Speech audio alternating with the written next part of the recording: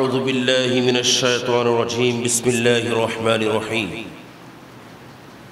شهر رمضان الذي أنزل فيه القرآن هدى للناس وبينات من الهدى والفرقان صدق الله مولانا العظيم وصدق رسوله النبي الأمين الكريم حاضرين سامعين नाज़रीन नाज़रात सामिईन सामिआत रहमनी व रहिमाकुमुल्लाह ताआला अस्सलामु अलैकुम व रहमतुल्लाहि व बारकातुहू। महान रब्बुल आलमीन दया करे मेहरबानी करे पवित्र रमदानुल मुबारकेर पहला जुमा प्रथम जुमाय समवेत हওয়ার আমাদেরকে तौफीक दान করেছেন। যেই রমদানুল মুবারকের প্রত্যেকটা মুহূর্ত প্রত্যেকটা সময় আল্লাহর কাছে বান্দার আমলগুলো গ্রহণ করার জন্য অতীব প্রিয় মুহূর্ত। পৃথিবীতে একটা মাত্র জায়গা যেখানে মানুষ ইবাদত না করলেও মানুষ এসে শুধু বসে থাকলে কোনো কাজ নাই, আওয়াজ নাই, শব্দ নাই, কোরআনের তিলাওয়াত নাই, নামাজ নাই, কিছুই করে নাই, শুধুমাত্র বসে আছে। মাত্র বসে থাকলেও আল্লাহ ইবাদত হিসাবে আপনার আমলনামায় গণ্য করবেন। সেই জায়গার নাম হলো আল্লাহর ঘর মসজিদ। যতক্ষণ বসে থাকবেন ততক্ষণ আমলনামায় সওয়াব রেকর্ড হবে। অন্য কোনো জায়গায় সেই সওয়াব পাওয়া যাবে। কিন্তু আল্লাহ আমাদেরকে এমন এক মহিমান্বিত মাস দান করেছেন যেটার নাম রমাদানুল মুবারক। এই মাসের মধ্যে আপনি আপনার ঘরের মধ্যে বসে আছেন, রোজা রেখেছেন খালেস পিওর অন্তর নিয়ে, শুধুমাত্র আল্লাহকে সন্তুষ্ট করার লক্ষ্যে শরীর থেকে নিঃশ্বাস ফেলতেছেন আর আল্লাহ তাসবির সওয়াব আপনার আমলনামায় যুক্ত করে দিচ্ছেন। শুধুমাত্র আল্লাহকে সন্তুষ্টি করার লক্ষ্যে যারা রোজা রেখেছেন, ওই রোজাদার যখন রোজা রেখেছেন, রোজা রেখে নিঃশ্বাস ফেলেছেন, তাসবির সওয়াব দিয়েছেন। আর তাসবিহ পড়লে কি অবস্থা? তাসবিহ পড়লে আমার রাসূল বলছেন বানাল্লাহু বাইতান ফিল জান্নাহ, তার প্রত্যেকটা তাসবির বিনিময়ে আল্লাহ জান্নাতে তার একটা ঘর বরাদ্দ করবেন। নয় বরং আমরা আপনারা চিন্তা করব, হুজুর যতক্ষণ জেগে আছি আমার নিঃশ্বাস ফেলছে, এটার সব তাসবির সওয়াব দিচ্ছেন। দুনিয়ার মানুষ ঘুমিয়ে গেলে সওয়াব ওঠেনি, কোন প্রকার আমল করতে পারে, নফল ইবাদত, কোরআন তেলাওয়াত, ঘুমাইলে তো কোনো ইবাদত নেই। কিন্তু আমার আল্লাহ আমাদেরকে এমন এক মহিমান্বিত মাস দিয়েছেন। আমার কমলিওয়ালা নবী বলছেন বান্দা যখন রোজা রেখে ঘুমিয়ে যায়, ওই বান্দার ঘুম এটা আল্লাহর পক্ষ থেকে ইবাদত হিসেবে রেকর্ড করা হয়। এই রমাদানুল মুবারকের প্রত্যেকটা মুহূর্ত যখন দামি, তখন আমরা বসলাম আল্লাহর ঘরে। এর চাইতে বড় খুশনসিব আর কিছু হতে পারে? সেজন্য উচ্চস্বরে আল্লাহর দরবারে একবার শুকরিয়া আদায় করে বলি আলহামদুলিল্লাহ। আল্লাহ পাক জাল্লা শানুহু এলান করছেন শাহরু রমাদান, শাহরু রমাদান, রমাদানুল মুবারকের মাস আল্লাযী উনজিলা ফীহিল কুরআন, যখন আল্লাহ জাল্লা শানুহু কোরআনে কারীম অবতীর্ণ করেছেন। এখন রমাদান শাহরুন মানে মাস, রমাদান মানে রমাদান। রমাদান শব্দের যদি আমি বিশ্লেষণ করি, কারণ আমরা যখন স্কুলের মধ্যে, আমরা যখন কোনো বিশ্ববিদ্যালয়ে, কোনো কলেজের মধ্যে পড়ি, কোনো একটা শব্দের দুই প্রকারের অনুবাদ থাকে, একটা হলো শাব্দিক আর একটা হলো পারিভাষিক, ঠিক না? শাব্দিক দিক দিয়ে যদি আপনি রমাদান শব্দের বিশ্লেষণ করেন, রমাদানুন শব্দটি রমজুন থেকে, রমজুন রা মিম ওয়া, রমজুন, রমজুন শব্দের অর্থ হলো তাপ। এক অর্থ তাপ আর এক অর্থ উত্তপ্ত হওয়া, উত্তপ্ত হওয়া, গরম হয়ে যাওয়া, প্রচন্ড গরম। কেমন গরম? প্রচন্ড গরম, স্বাভাবিক গরম না, প্রচন্ড গরম। যখন গরম বেশি পড়ে আমরা এসি ছেড়ে দেই। এখন চালাচ্ছি কি? কথা বলেন না, এখন চালাচ্ছি ফ্যান। কেন? এখন গরম মোটামুটি। যখন বেশি গরম পড়বে তখন দিব কি? এসি। কেন? কারণ এখন প্রচন্ড গরম, উত্তপ্ত, প্রচন্ড তাপ। রমজুন শব্দের অর্থ। এখন রমজুন দিয়ে রমাদান কেন? সারা পৃথিবীর প্রসিদ্ধ কিতাব যেটার নাম মিশকাত শরীফ, এই মিশকাত শরীফের শরহ মেরাতুল মানাজি, এই মেরাতুল মানাজির মধ্যে এটার বিশ্লেষণ করছেন, একজন কামারের দোকানের মধ্যে যেমন একজন কামার তার দোকানের লোহাগুলোকে গরম করতে করতে করতে করতে এমন ভাবে গরম করে যেই গরমের কারণে ওখানে আর উপরে কোনো প্রকার মরিচা, কোনো প্রকার জং থাকতে পারে না, এগুলো ঝরে ঝরে পড়ে যায়। যখন প্রচন্ড গরম হয়ে যায় তখন বাড়ি দিলে মাত্র এগুলো পড়ে যায়। কথা ঠিক কিনা? একজন কামার তার লোহাকে গরম করতে করতে ওই লোহা থেকে সমস্ত জংগুলো ঝেড়ে ফেলেন।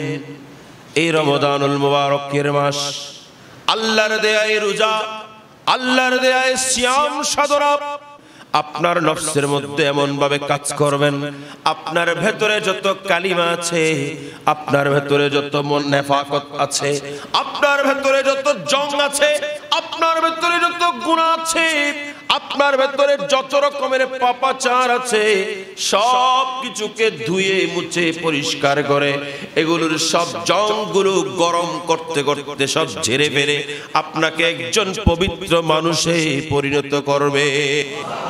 একটু বড় করে বলেন। আমার পীরার পীর দস্তগীর বলেন, রমজান শব্দের অর্থ হলো বর্ষাকালের বৃষ্টি। বুনিয়াত তালিবিনের মধ্যে বলছেন, যখন বর্ষাকালের বৃষ্টি হয় তখন যেমন সব কিছু ধুয়ে মুছে সাফ করে দেয়, তেমনি রমাদানুল মুবারকের মাস বান্দার গুনাহগুলোকে ধুয়ে মুছে সাফ করে দেয়। সেজন্য এটার নাম রমজান থেকে রমাদান হয়েছে। একটু বড় করে বলেন। আমাদের দুইটা শত্রু আছে। কয়টা শত্রু? একটা হলো ইবলিস, একটা হলো ইবলিস। এটা আমাদের সবচেয়ে বড় শত্রু, ঠিক না? সবচেয়ে বড় শত্রুর নাম ইবলিস। আরেকটা শত্রু সে কে? সে আবার ইবলিসের চাইতেও বড়, তার নাম হলো নফস। তার নাম হলো, একটু বলেন, তার নাম মনে থাকবে। একটা শত্রু ইবলিস, আরেকটা শত্রু নফস। ইবলিস যে শত্রু, তার চাইতেও বড় শত্রু হলো আমাদের নফস। কেন? বড় শত্রু এটা কেমনে ইবলিসের চাইতে আবার বড় শত্রু হয়? সবচেয়ে বড় ডেঞ্জারাস তো ইবলিস না, এর চাইতেও আরেকটা ডেঞ্জারাস আমার ভেতরে আছে, এটার নাম নফস। কেন? কারণ ইবলিসকে ইবলিস বানিয়েছেন ওই নফস। কথা বুঝেন না? ইবলিসকে ইবলিস বানিয়েছেন কে? ওই নফস। ওই নফসের কারণে ইবলিস হয়েছে। সুতরাং ইবলিসের চাইতেও বড় শত্রু হলো নফস। কথা বুঝেছেন আমার? কারণ ইবলিস তো ইবলিস ছিল না, সে তো সারা দুনিয়ার এমন কোন জায়গা রাখে নাই, সিজদা করে নাই আল্লাহকে। তারপরেও সে মলউন হলো কেন? লানতের বোরকা বললো কেন? তার নফসের ধোঁকায় পড়ে সে ধ্বংস হয়েছে, আর তার ধোঁকায় পড়ে মানুষ ধ্বংস হচ্ছে। কথা বলেন ঠিক কিনা? এখানে আরেকটা জিনিস আমরা রমাদানুল মুবারকের মাসের মধ্যে উপলব্ধি করতে পারি। এটা ওই সময় যে মাসের মধ্যে পুরো 11 মাস শয়তান ইচ্ছা মতো দৌড়ায়, ইচ্ছা মতো তার কাজ চালায়, কিন্তু একটা মাস তাকে বন্ধ করে রাখা হয়, তাকে শৃঙ্খলাবদ্ধ করা হয়। এই একটা মাস আমরা শয়তান থেকে মুক্ত, ঠিক না ভাই? ঠিক একটু বলতে হবে, ঠিক কিনা? তাইলে তারপরেও এই মাসের মধ্যে সিন্ডিকেট করে কি করে না? এই মাসের মধ্যে ঝগড়া করে কি করে না? এই মাসের মধ্যে খারাপ কাজ করে কি করে না? এই মাসের মধ্যে গালিগালাজ করে কি করে না? এই মাসের মধ্যে সুদ ঘুষ খায় কি খায় না? কেন? এখন প্রশ্ন হলো, হুজুর শয়তান তো আর নড়িয়েরিয়া, রমজান মাস এখন তো শয়তান তাকে তো বেঁধে রেখেছে, এখন কেন এই সমস্যা? আমি বলবো এখন সমস্যার একটা কারণ আছে। কারণ হলো আপনার ভেতরে শয়তান থেকেও একটা বড় জিনিস বসে আছে, যেটার নাম নফস। এই নফসকে যতক্ষণ আপনি কাবু করতে পারবেন না, ততক্ষণ পর্যন্ত আপনি পরিপূর্ণভাবে আল্লাহর ইতাআতের মধ্যে মনোনিবেশ করতে পারবেন। শাহরু রমাদান আল্লাযী উনজিলা ফীহিল কোরআন। সবাই একটু বলি, আল্লাযী উনজিলা ফীহিল কোরআন। রমাদান এটা ওই মাস যে মাসের মধ্যে আল্লাহ কোরআন নাজিল করেছেন। কি নাজিল করেছেন? কোরআন নাজিল করেছেন, যেটা আপনি যখন পড়া শুরু করবেন, প্রত্যেকটা শব্দের নয়, প্রত্যেকটা হরফের বিনিময়ে, প্রত্যেকটা শব্দ নয়, প্রত্যেকটা হরফের বিনিময়ে আল্লাহ জাল্লা শানহু আপনাকে 10টা নেকি দান করবেন। প্রথম সূরা শুরু করেছেন সূরা বাকারা। বাকারা মানে কি? গাবি। বাকারা মানে গাবি। গাবি বিরিশ গরু নয়, গাই গরু। কি? বাকারাতুন, গাবি। গাবি দিয়ে শুরু করেছেন। আপনি তেলাওয়াত করেছেন, প্রত্যেকটা হরফের বিনিময়ে আপনি নেকি পাবেন, সওয়াব পাবেন। নয় বরং কোরআন কারীমের মধ্যে একটা কুকুরের নাম আছে যেটার নাম কিতমির। কফ ফ মিম ইয়া র। কয়টা হলো? এই 5টা হরফ। নামটা কার? একটা কুকুরের। 5টা হরফ। এই 5টা হরফের বিনিময়ে আপনি শুধু কিতমির তেলাওয়াতের নিয়তে একবার বলেছেন, আপনার আমল নামায় আল্লাহ 50টা নেকি দান করেছেন। আছে না নাই? ফিল, সূরাতুল ফিল আছে না নাই? ফিল মানে কি? ফিল মানে হাতি। হাতির নাম দিয়েছেন, 30টা নেকি আপনার আমল নামায় যুক্ত হয়েছে। নমল, নমল মানে হচ্ছে পিঁপড়া, একেবারে ছোট্ট জিনিস পিঁপড়া, নাম ধরেছেন। আল্লাহ পাক জাল্লা শানহু আপনার আমল নামায় 30টা নেকি দান করেছেন যদি তেলাওয়াতের নিয়তে ধরেছেন। এই কোরআনুল কারীম আল্লাহ দিয়েছেন তো দিয়েছেন, এমন এক কোরআন আমাদেরকে দান করেছেন যেটার প্রত্যেকটা হরফ মুজিজা, যেটার প্রত্যেকটা হরফ মুজিজা। নয় বরং এই আয়াতগুলো কাফেররা অনেক চেষ্টা করে এই আয়াতগুলোর একটা মিসাল বানাতে পারে না। এটার নাম হলো আল্লাহর কোরআন। সুবহানাল্লাহ। এখন আপনি যদি জিজ্ঞেস করেন, হুজুর 12টি মাসের মধ্যে 11টি মাস থেকে রমাদানুল মুবারকের মাস ছাড়া কেন? সবচাইতে সেরা মাস রমজানুল মুবারকের মাস, যে মাসের মধ্যে বান্দার আমলগুলো প্রত্যেক মুহূর্তে কবুল হয়। শবে কদর, শবে বরাতের রাতে আমার আল্লাহ নিকটবর্তী আসমান থেকে ডাক দেন, ইয়া বাগাল খায়র আকবিল, যারা আমার কাছে কল্যাণ চাও আমার দিকে এসো, আমি আল্লাহ আজকে তোমাদেরকে দান করব। কিন্তু রমাদানুল মুবারকের মাস এটা এমন এক মাস যে মাসের মধ্যে প্রত্যেকটা মুহূর্তে আমার আল্লাহ ডাকতে থাকেন, ইয়া বাগাল খায়র আকবিল, এ আমার বান্দা তোমরা কারা ভালাই চাও, আমি আল্লাহ তোমাদেরকে দেওয়ার জন্য ডাকতেছি, তোমরা নিয়ে যাও। একজন গ্রামের মানুষ, উনি যখন ইন্তেকাল করেছেন, ইন্তেকাল করার পরে ওনার কবর থেকে সুগন্ধি বের হচ্ছে। একজন গ্রামের মানুষ, ওনার কবর থেকে কি বের হচ্ছে? সুঘ্রাণ বের হচ্ছে। এখন সুঘ্রাণ যখন বের হচ্ছে, মানুষেরা খুঁজে নিল কোত্থেকে কি বের হয়। সবাই খুঁজতে খুঁজতে দেখতেছেন ওই কবরস্থানের ওই কবর থেকে, যেখানে একজন সাধারণ মানুষ যাকে কবরস্থ করা হয়েছে। এখন এরা এটার কৌতূহল রাখতে পারে নাই, এরা সবাই মিলে একজুট হয়ে তার পরিবারের কাছে গেলেন। পরিবারের কাছে গিয়ে জানতে চাইলেন, আমাদেরকে কি একটু বলবেন এই ব্যক্তি কেমন আমল করেছে, কি এমন আমল তার আমল নামার মধ্যে আছে যার কারণে এই ব্যক্তির কবর থেকে এত সুন্দর সুঘ্রাণ বের হচ্ছে, এত সুন্দর সুঘ্রাণ বের হচ্ছে। তখন ওনার পরিবার পরিজন জানিয়ে দিচ্ছেন, ভাই উনি তো তেমন কোন আমল করেনি, উনি সারাদিন তেমন কোন আমল করতেন না, খাটাখাটনি করতেন, গ্রামের মানুষ কষ্ট করে কাটাতেন, কিন্তু উনি 5 ওয়াক্ত নামাজ যথাসময়ে আদায় করতেন। ইনি 5 ওয়াক্ত নামাজ যথাযথভাবে যথাসময়ে আদায় করতেন। ওনার আরেকটা গুণ ছিল, উনি যখন প্রত্যেক দিন ইশার নামাজ শেষ হতো, উনি তখন এশার নামাজ পড়ে এসে উনি আল্লাহর কোরআন নিয়ে বসে যেতেন, আল্লাহর কোরআনকে সামনে রাখতেন। উনি কোরআনের তিলাওয়াত করতে পারতেন না, যার কারণে এই কোরআনকে সামনে রেখে ওই ব্যক্তি চোখের পানি ছাড়তেন, আর ওই কোরআনের প্রত্যেকটা লাইনে লাইনে ওই ব্যক্তি আঙ্গুল চালিয়ে যেতেন।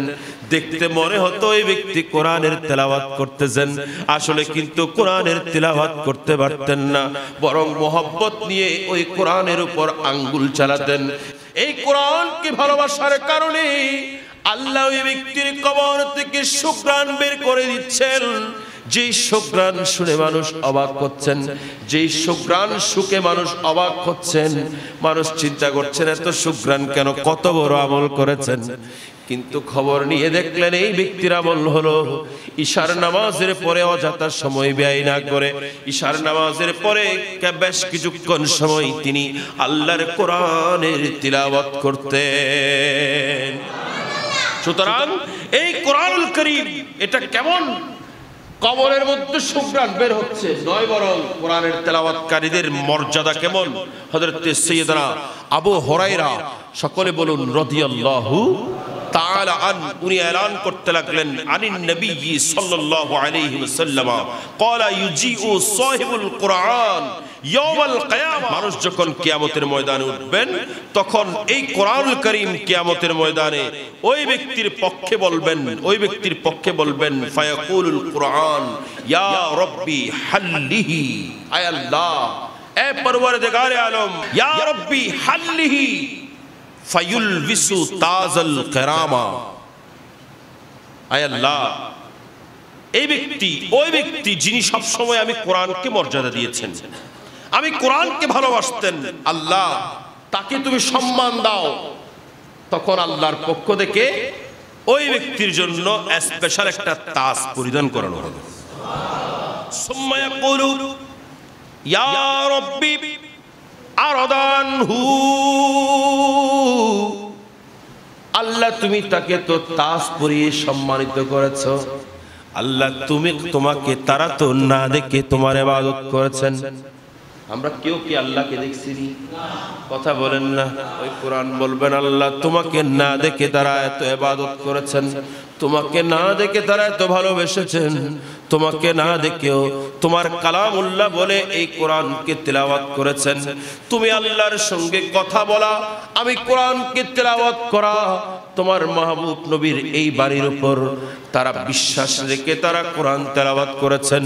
আমি কোরআন তাদের পক্ষে তুমি আল্লাহর দরবারে ফরিয়াদ করছি, রব্বে করিম, যারা তোমাকে না দেখে কোরআন তেলাওয়াত করেছেন, তুমি আল্লাহর কালাম বলে, আল্লাহ তুমি তাদের উপর রাজি হয়ে যাও। আল্লাহ তুমি তাদের উপর রাজি হয়ে যাও। কে রাজি হবেন?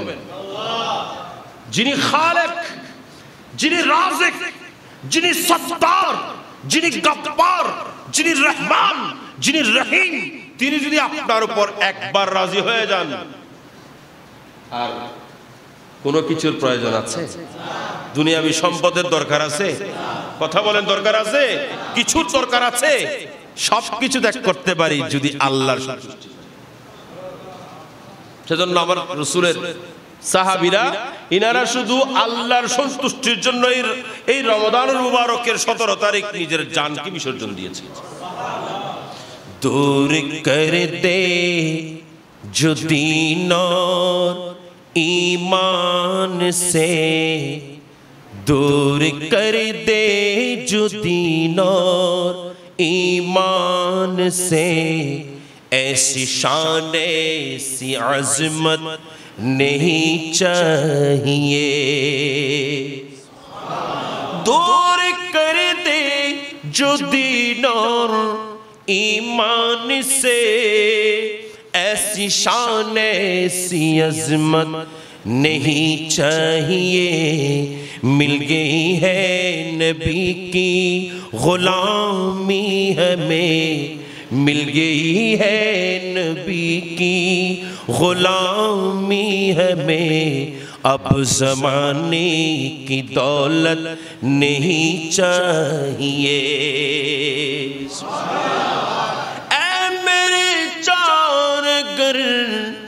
मैं वो बीमार हो मेरे चारगर, मैं वो बीमार हो मुझको जोटी मुसर्रत नहीं चाहिए, मुझको जोटी मुसर्रत नहीं चाहिए।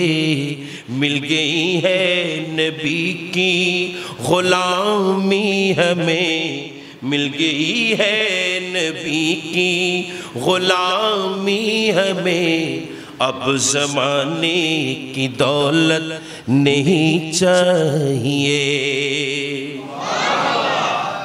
আমার রাসূলের সাহাবীরা বলে যে আমাদের ওই দিন ওই সম্পদ লাগবে না, ওই টাকা লাগবে না, ওই মান সম্মান লাগবে না যেটা আমাদেরকে দিন থেকে দূরে সরায়।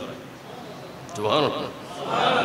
সুতরাং সেদিন যদি আল্লাহ রাজি হয়ে যান আর কোনো কিছু দরকার আছে?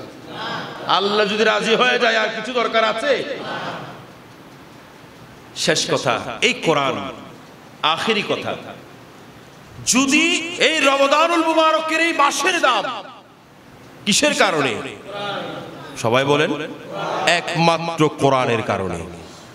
একমাত্র কোরআনের কারণে। যদি কোরআনের কারণে এই রমাদানুল মুবারকের এই দাম হয়, এই সম্মান হয়, আপনি কোরআনকে জিজ্ঞেস করুন, এই কোরআন, এই কোরআন তুমি এত সম্মানী কেন?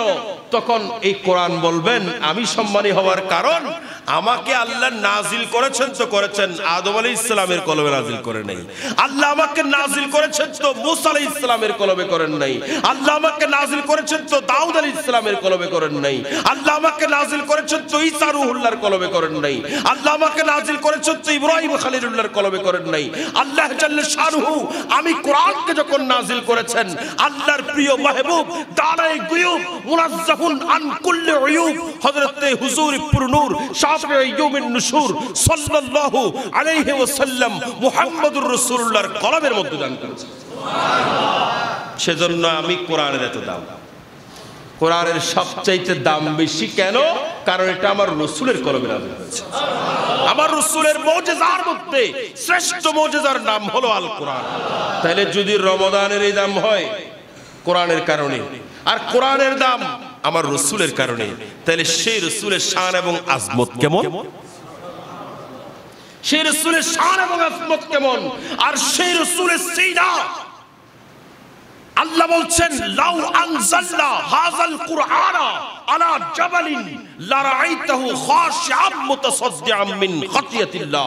এই কোরআন যদি কোনো পাহাড়ে নাজিল করতাম, পাহাড় তুলা তুলা রেজা রেজা তোলা তোলা রেজা রেজা হয়ে পাহাড় উড়ে চলে যেত। এই কোরআন আল্লাহ নাজিল করেছেন কলবে মুহাম্মদ সাল্লাল্লাহু আলাইহি সাল্লামের মধ্যে। সেজন্য আল্লাহ বলছেন, আলাম নাশরাহ লাকা সাদরাক, আমি আপনার সিনাকে কত বাড়িয়েছি, কত প্রশস্ত করেছি, সেটার কোনো সীমা? কথা বলেন, সীমা? वो खुदा ने मर्तबा तुझको दिया, न किसी को मिली न किसी को मिला, कि कलामे मजीद ने खाई शहा, कि कलामे मजीद ने खाई शहा, तेरे शहरो कलाम बका की कसम है, कलामे इलाही में शम्सुदुहा, तेरे चेहरे नूरे फजा की कसम, कसमे शबे तार में राज़ियता, के हबीब की जुल्फ़े दुता की कसम है, कलामे इलाही में शम्सुदुहा। আল্লাহ পাক জাল্লা শানুহু এই কোরআনের মর্যাদা বুঝার, সাহেবে কোরআনের মর্যাদা বুঝার আল্লাহ তৌফিক দান করুন।